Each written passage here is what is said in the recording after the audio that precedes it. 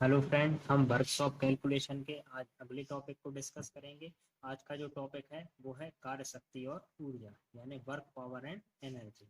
तो सबसे पहले हम कार्य को डिस्कस करेंगे। तो कार्य आपका क्या कहलाता है? कार्य, जब किसी वस्तु पर अपन बल लगाते हैं तो वस्तु में बल की दिशा में ही क्या होता है? विस्थापन होता है, यानी कि वह कुछ दूरी क्या कर लेती है? तय कर लेती है। विस्थापन का अर्थ कुछ दूरी तय करना। तो किसी भी वस्तु पर हम जिस दिशा में बल लगाएंगे उसी दिशा में बल की दिशा में क्या होगा? विस्थापन होगा। तो वह चीज क्या कहलाती है? आपकी कार्य कहलाती है। अगर अपन दूसरे शब्दों में समझें तो किसी वस्तु पर लगाया गया बल और बल की दिशा में वस्तु द्वारा तय की गई दूरी का जो गुणनफल, यानी कि जो मल्टीप्लिकेशन होता है, वो चीज क्या कहलाती है? आपकी कार्य कहलाती है। तो कार्य का जो सूत्र होता है वह होता है बल गुणित बल की दिशा में तय की गई दूरी, यानी इंग्लिश W बराबर F/S, जिसमें जो W रहेगा वह कार्य कहलाता है। कार्य को अपन किलोग्राम प्रति मीटर में शो करते हैं। जो बल रहेगा वह रहेगा किलोग्राम में और जो दूरी रहेगी वह रहेगी आपकी मीटर। अब अपन मात्रक को डिस्कस करते हैं। तो कार्य का जो मात्रक होता है वह MKS या SI पद्धति में किलोग्राम मीटर होता है और CGS पद्धति में ग्राम सेंटीमीटर होता है। और कार्य के कुछ अन्य मात्रक भी होते हैं। कार्य के कुछ अन्य मात्रक जैसे कि डायन सेंटीमीटर, इसको अपन अर्ग भी बोलते हैं, और दूसरा जो होता है न्यूटन मीटर, जिसको अपन जूल भी बोलते हैं। जो जूल होता है ये है, यानी न्यूटन मीटर या जूल होता है, वह आपका MKS या SI पद्धति का मात्रक होता है। और जो अर्ग होता है यानी कि डायन सेंटीमीटर, वह आपका CGS पद्धति का मात्रक होता है। अब अपन कार्य के कुछ आंकिक प्रश्नों को डिस्कस करेंगे। तो कार्य में मुख्यतः 3 प्रकार के क्वेश्चन आपको वर्कशॉप कैलकुलेशन में पूछे जाते हैं। तो इनको मैंने 3 टाइपों में बांटा हुआ है। सबसे पहले डिस्कस करेंगे अपन टाइप 1। जब दूरी कोष्टक में यानी कि विस्थापित दूरी और बल दिया हो और अपन को वस्तु का कार्य ज्ञात करना। तो इसका सिंपल फॉर्मूला जो अपन ने देखा था पहले, कार्य बराबर क्या होता है? बल गुणित विस्थापित दूरी, यानी W बराबर F/S। फर्स्ट फर्स्ट टाइप के प्रॉब्लम का ये क्वेश्चन है। क्वेश्चन आपका दिया है 3.7 मीटर की ऊंचाई से 36.3 न्यूटन की वस्तु को उठाने के लिए आवश्यक कार्य क्या होगा। इस क्वेश्चन में अपन को क्या क्या दिया हुआ है? ऊंचाई दी हुई है और उस वस्तु पर आरोपित क्या दिया हुआ है? बल दिया हुआ है, और अपन को कार्य ज्ञात करना है। तो जिस भी क्वेश्चन में दूरी या ऊंचाई दी हो और बल दिया हो और आपसे कार्य पूछा हो, तो यह किस टाइप का? टाइप 1 का क्वेश्चन है। तो इसको सीधा सॉल्व करेंगे तो कार्य बराबर फॉर्मूला क्या होता है? बल गुणित दूरी। तो अपना बल कितना दिया हुआ है? 36.3, तो ये लिख लिया अपन ने 36.3 इंटू जो दूरी दी हुई है, यानी कि जो ऊंचाई दी हुई है वो कितनी दी हुई? दूरी या ऊंचाई एक ही चीज होती है ना, उसको S से ही शो करते हैं। 3.7, तो यहाँ पर अपन ने दूरी की जगह कितना लिख लिया? 3.7। इन दोनों का अपन ने मल्टीप्लीकेशन यानी कि गुणा किया तो आया आपका 134.31। 2 अंक के बाद दशमलव इसलिए लगा है क्योंकि एक अंक के बाद यहाँ था और एक अंक के बाद यहाँ था। गुणा में आपके जो दशमलव होते हैं वो जोड़ दिए जाते हैं, यानी कि एक अंक के बाद एक अंक के बाद, यानी कि टोटल जो आंसर में लगेगा वो 2 अंक के बाद। तो आपका आंसर क्या आएगा? न्यूटन मीटर में, क्योंकि आपका जो बल दिया था वह न्यूटन में दिया था और जो दूरी यानी कि जो ऊंचाई दी हुई थी वो क्या दी हुई थी? मीटर में। तो न्यूटन मीटर। इसका दूसरा जो न्यूटन मीटर को अब भी हमने देखा था, क्या बोलते हैं इसको? जूल भी बोलते हैं। तो आपका आंसर दोनों में आ सकता है, न्यूटन मीटर में भी या फिर जूल में भी। आपके ऑप्शन में जो भी दिया हो आप उसको टिक करेंगे। दोनों में से कभी एक ही दिया होगा, ऐसा नहीं दोनों दिए रहे। ठीक है। अब अपन डिस्कस करते हैं टाइप 2 क्वेश्चन कार्य के ही। तो अब अगला जो टॉपिक रहेगा यानी अगला जो टाइप रहेगा कार्य का, उसमें अपन को किसी वस्तु का क्या दिया होगा? भार दिया होगा और घर्षण गुणांक और विस्थापित दूरी दी होगी। यानी कि अगला जो टॉपिक यानी अगला जो क्वेश्चन रहेगा कार्य का, उसमें अपन को यानी अगला जो टाइप रहेगा उसमें अपन को क्या दिया रहेगा? किसी वस्तु का भार दिया रहेगा, घर्षण गुणांक और उसके द्वारा विस्थापित दूरी दी होगी और अपन को कार्य ज्ञात करना होगा। तो इन क्वेश्चनों को अपन कैसे करेंगे, देखिए क्वेश्चन आपका क्या दिया हुआ है। 100 किलोग्राम भार की एक वस्तु एक क्षैतिज तल पर टिकी हुई है, जबकि वस्तु का घर्षण गुणांक 0.025 है। उस तल पर वस्तु 16 मीटर क्या होती है, विस्थापित होती है। तो आवश्यक बल क्या होगा, आवश्यक कार्य क्या होगा। अपन को कार्य निकालना है। वस्तु का इसमें भार दिया हुआ है, अगली चीज दी हुई है घर्षण गुणांक, और अगली चीज आपको क्या दी हुई है, विस्थापित दूरी। तो और आपको कार्य ज्ञात करना है। तो ये किस टाइप का क्वेश्चन हो गया, टाइप 2 का क्वेश्चन। लेकिन अपन को पता है कि अपना जो फॉर्मूला होता है कार्य का, वह होता है कार्य बराबर बल गुणित विस्थापित दूरी, बल गुणित विस्थापित दूरी। तो इस क्वेश्चन में अपन को विस्थापित दूरी तो दी हुई है, लेकिन इस क्वेश्चन में कहीं भी आपको बल नहीं दिया हुआ है, आपको दिया हुआ है वस्तु का भार और घर्षण गुणांक।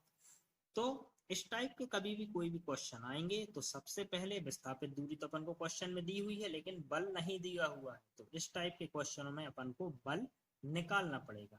तो अपन बल कैसे निकालेंगे, जो इन दोनों के द्वारा निकाला जाएगा, वस्तु के भार और घर्षण गुणांक के द्वारा। तो बल बराबर आपका फॉर्मूला क्या रहेगा, वस्तु का भार गुणित घर्षण गुणांक। बल बराबर वस्तु का भार आपको कितना दिया है, हुआ है 100 किलोग्राम, तो ये अपन ने लिख लिया 100 किलोग्राम, इनटू घर्षण गुणांक अपना कितना दिया हुआ है 0.025। इन दोनों का अपन मल्टीप्लिकेशन करेंगे तो बल बराबर कितना आ जाएगा 2.5। तो ये अपना बल आ गया। ये काय में आएगा आपका केजी में। अब अपने पास बल भी आ चुका है और विस्थापित दूरी भी दी हुई है। अब अपन सीधा कार्य निकाल लेंगे। कार्य बराबर क्या होता है, बल गुणित विस्थापित दूरी। तो बल अभी अपन ने निकाला 2.5, विस्थापित दूरी आपको कितनी दी हुई है 16 मीटर। तो अपन ने ये लिख लिया 16, इन दोनों का इंटू किया तो आया 40.0। तो दशमलव के बाद जीरो का कोई महत्व नहीं रहता, तो आपका आंसर क्या आ गया 40 किलोग्राम मीटर। यह है अपना कार्य आ गया। तो समझ गए इस क्वेश्चन में क्या है। इस टाइप के क्वेश्चनों में आपको बल नहीं दिया रहेगा, आपको दिया रहेगा वस्तु का भार और घर्षण गुणांक। तो अपन को इन दोनों के माध्यम से अपन को सबसे पहले बल की गणना करनी है, और फिर कार्य का फॉर्मूला होता है बल गुणित विस्थापित दूरी। तो इन दोनों का मल्टीप्लिकेशन यानी कि गुणा करके अपन क्या निकाल लेंगे, कार्य को ज्ञात कर लेंगे। अब अपन टाइप 3 को डिस्कस करते हैं, कार्य के लिए। टाइप 3 जो दिया रहेगा, जब वस्तु आनत तल पर टिकी हो, यानी कि जब वस्तु आपकी क्या होगी, आनत तल पर टिकी होगी, तो आपके सूत्र में थोड़ा सा अंतर होगा। तो W बराबर आपका क्या रहेगा, F into S cos theta. आनत तल मतलब क्या रहता है कि कोई भी वस्तु आपकी क्या है भैया, स्लोप पर रखी। तब आपसे कार्य ज्ञात करने के लिए कहें तो अपन वहां पर W बराबर F इंटू एस की जगह W बराबर F into S cos theta का प्रयोग करेंगे, याद रखना। अब इस टाइप के कैसे क्वेश्चन आएंगे, तो यहाँ पर अपन डिस्कस कर रहे हैं। एक कार जिसका भार 800 किलोग्राम है, 150 मीटर आनत तल के नीचे आती है, तो कार्य क्या होगा। ये अपन को क्वेश्चन में ये डायग्राम भी दिया हुआ है, ठीक है। यानी कि अपन को क्या दिया हुआ है, वस्तु का भार यानी कि जो बल, वो दोनों चीजें एक ही रहती हैं, है ना। F बराबर आपको कितना दिया हुआ है 800 किलोग्राम, और आनत तल से कितनी नीचे आती है 150 मीटर, ठीक है ना। और इसका जो फॉर्मूला रहता है वो रहता है W बराबर F into S cos theta. तो अपने पास यहाँ पर कॉस थीटा नहीं दिया हुआ है, कॉस थीटा अपन को ज्ञात करना पड़ेगा। कॉस थीटा कहाँ से ज्ञात होगा, इस डायग्राम से। तो कॉस जो रहता है वह त्रिकोणमितीय अनुपात में क्या रहता है भैया, वो हम आपको टिग्नोमेट्री में सिखाएंगे, लेकिन अभी यहाँ पर अपन को लग रहा है तो अब हम बता दें। जो कॉस रहता है वो टिग्नोमेट्री अनुपात में क्या रहता है, आधार बटे कर्ण। आधार बटे कर्ण जो किसके बराबर रहता है, कॉस थीटा के। तो आधार की जो वैल्यू दी हुई है वो कितनी दी हुई है अपन को यहाँ पर 1, और कर्ण की वैल्यू कितनी दी हुई है 3, तो cos थीटा बराबर आधार बटे कर्ण यानी कितना हो जाएगा 1/3। ठीक है, अब अपना जो फॉर्मूला रहेगा कार्य का वो क्या रहेगा F into S cos theta. F की वैल्यू आपकी कितनी दी हुई है 800 किलोग्राम, तो यहाँ पर अपन ने लिख लिया 800, है ना। दूरी की वैल्यू अपनी कितनी दी हुई है भैया 150, तो यहाँ अपन ने 150 लिख लिया। कॉस थीटा की जो वैल्यू होगी वो कितनी होगी 1/3। यहाँ पर अपन ने काट लिया, तो ये कितनी बार कट गया 3 से ये 150 50 बार, 50 का अपन ने 800 में इंटू किया, तो अपना आया 40,000 किलोग्राम मीटर। तो यह आपका क्या हुआ कार्य, समझ गए आप। तो इस तरीके से आपके कार्य के 3 टाइप के क्वेश्चन आते हैं। अब अपन अगले टॉपिक की ओर डिस्कस करते हैं। जो अपना अगला टॉपिक है वह है शक्ति। शक्ति आपकी क्या होती है, किसी वस्तु द्वारा कार्य करने की दर को अपन क्या बोलते हैं शक्ति बोलते हैं, है ना। कार्य करने की अपन किसी वस्तु के द्वारा कार्य करने की जो दर रहेगी उसको अपन क्या बोलेंगे शक्ति बोलेंगे। शक्ति का जो फॉर्मूला रहता है कार्य बटे समय, है ना। और इसका जो मात्रक रहता है वह रहता है वाट, और इसका एक अन्य मात्रक रहता है एचपी। एचपी यानी कि आपका क्या होता है हॉर्स पावर। और ये जो फॉर्मूला है शक्ति बराबर कार्य बटे समय, यह जो फॉर्मूला रहेगा वह अपन जब यूज करेंगे जब अपन को क्वेश्चन यानी कि जो शक्ति आपको काय में पूछी हो वाट में। अगर एचपी में पूछी होगी तो उसके लिए एक अलग फॉर्मूला रहता है जो अभी हम आगे जाके डिस्कस करने वाले हैं। तो अब शक्ति से संबंधित आपके 2 टाइप के क्वेश्चन रहते हैं। तो सबसे पहला टाइप 1 का क्वेश्चन, यानी कि किसी वस्तु की अपन को शक्ति वाट में ज्ञात करना हो और अपन को कार्य यानी कि क्या होता है बल गुणित दूरी, तथा समय अपन को क्वेश्चन में दिया हो, है ना। समय हमेशा याद रखना आपको सेकंड में ही लेना है। समय हमेशा आपको काय में लेना है सेकंड में। अगर क्वेश्चन में मिनट में दिया हुआ है तो उसको अपन सेकंड में चेंज करना होगा, क्योंकि वो तीनों पद्धति यानी कि सीजीएस हो या एमकेएस हो या एफपीएस हो, आप हमेशा समय को किस में डिस्कस करेंगे सेकंड में ही। और अगर सेकंड में नहीं दिया हुआ है क्वेश्चन में, अगर मिनट में दिया हुआ है तो उसको अपन को सेकंड में चेंज करना पड़ेगा। तो फर्स्ट टाइप के क्वेश्चन किस टाइप का आएगा, उसमें ये लिखा रहेगा यदि किसी वस्तु द्वारा 15 सेकंड, समय यहाँ सेकंड में दिया हो तो टेंशन नहीं है। अगर यहाँ पर मिनट में दिया हुआ था तो उसको अपन को सेकंड में चेंज करना रहेगा। ठीक है, यदि किसी वस्तु द्वारा 15 सेकंड की दर से 20 न्यूटन मीटर कार्य किया जाता है तो कृत शक्ति क्या होगी। यानी कि इसमें अपन को शक्ति की गणना करनी है। अपन को कार्य दिया हुआ है और समय दिया हुआ है, तो शक्ति अपन को काय में निकालनी है वाट में निकालनी है। यहाँ पर अपन को शक्ति काय में निकालनी है वाट में निकालनी है। तो शक्ति अगर अपन को वाट में निकालना हो तो फॉर्मूला आपका क्या रहता है भैया कार्य बटे समय। तो शक्ति बराबर, तो आपका यहाँ पर कार्य कितना दिया हुआ है 20 न्यूटन मीटर, यहाँ पर अपन ने कार्य की जगह लिख लिया 20, और समय अपन को दिया हुआ है 15 सेकंड, तो यहाँ पर अपन ने लिख लिया 15। 20/15 को अपन ने काटा तो 4/3, इसको अपन ने 4 को 3 से भाग दिया तो आपका आया 1.33 वाट। तो ये आपकी क्या निकल गई शक्ति।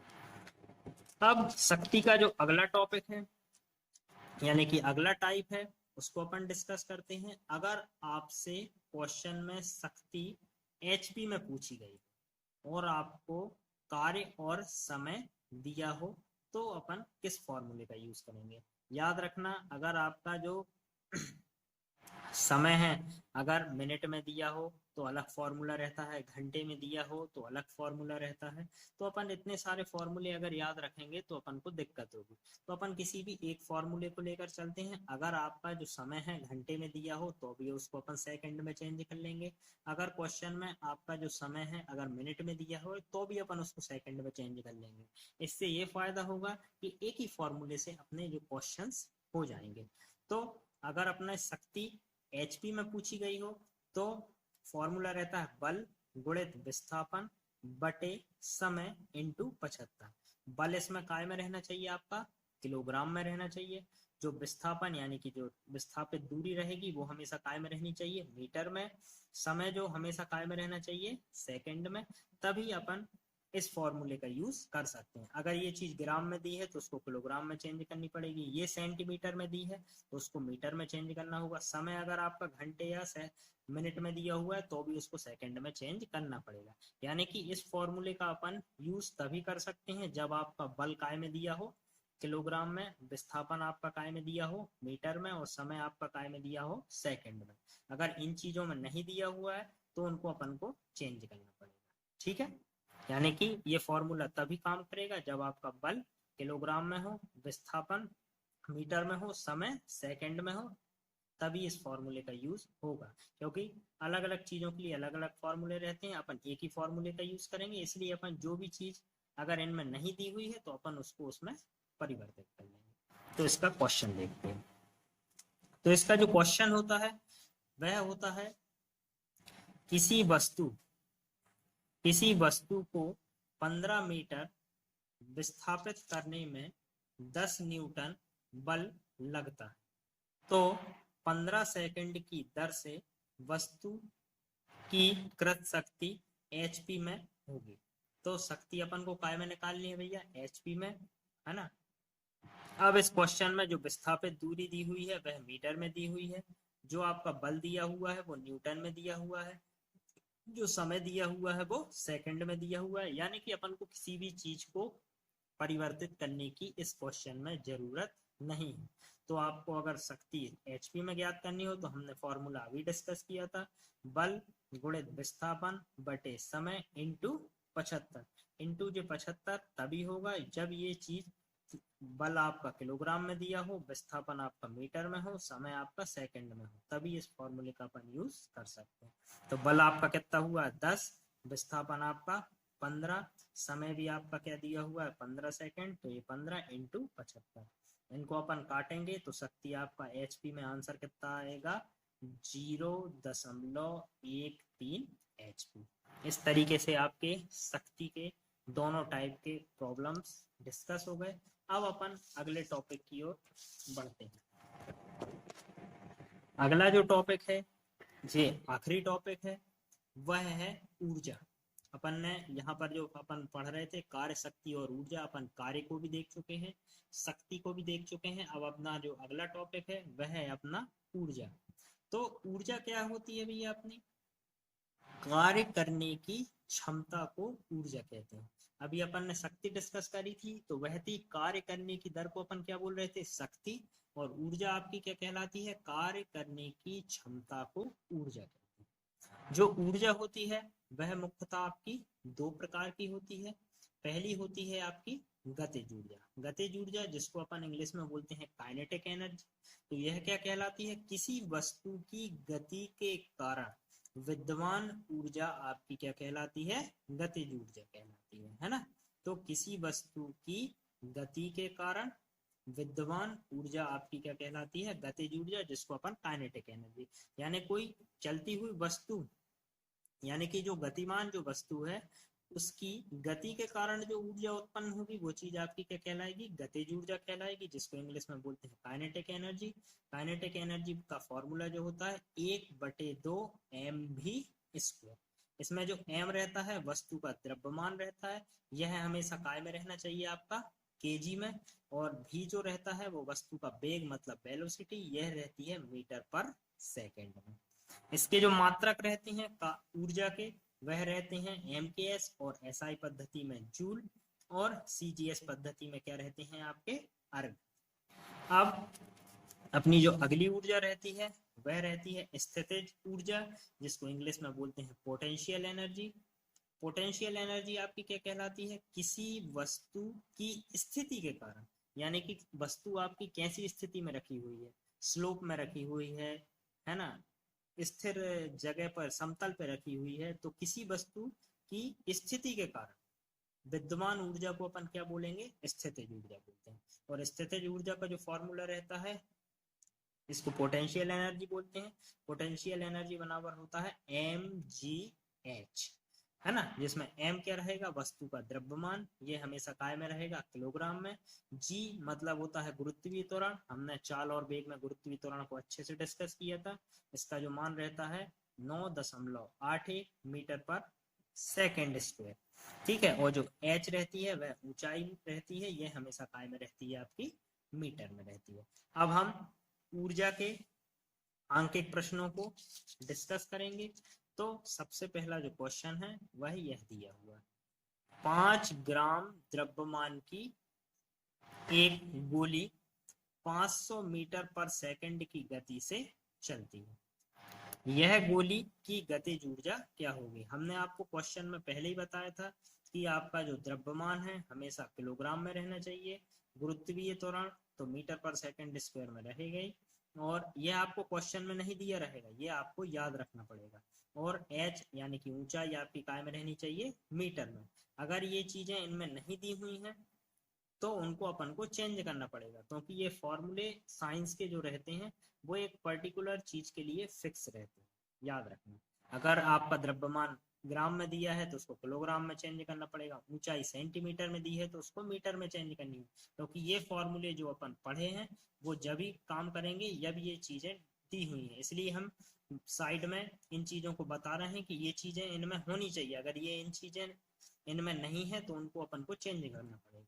जैसे इस क्वेश्चन में आपको 5 ग्राम द्रव्यमान की एक वस्तु, द्रव्यमान आपका काय में दिया हुआ है ग्राम में, लेकिन अपन को क्वेश्चन में काय में चाहिए, किलोग्राम में, तो ग्राम को अपन को किलोग्राम में चेंज करना पड़ेगा। अब अपन छोटी इकाई को बड़ी इकाई में चेंज कर रहे हैं तो हमेशा डिवाइड करेंगे, और 1 किलोग्राम बराबर होता है आपका 1000 ग्राम, तो 5/1000, तो ग्राम आपका काय में चेंज हो गया किलोग्राम में। आपका जो वेग होगा वो होगा 500 मीटर पर सेकेंड, तो आपकी जो काइनेटिक एनर्जी हो जाएगी 1/2 mv², ये आपका फॉर्मूला होता है। 1/2 जो का त्यों, द्रव्यमान की जगह अपन कितना लिखेंगे, 5/1000 इंटू v², यानी कि वेग का क्या होगा स्क्वायर, तो 500 गुणित 500। इनको अगर अपन काटेंगे तो आपकी जो काइनेटिक एनर्जी यानी कि जो गतिज ऊर्जा निकलेगी 625 जूल। ठीक है, जो आपकी काइनेटिक एनर्जी निकली वो कितनी निकली, 625 जूल। ठीक है, अब अपन अगले क्वेश्चन को डिस्कस करेंगे। अगला जो क्वेश्चन है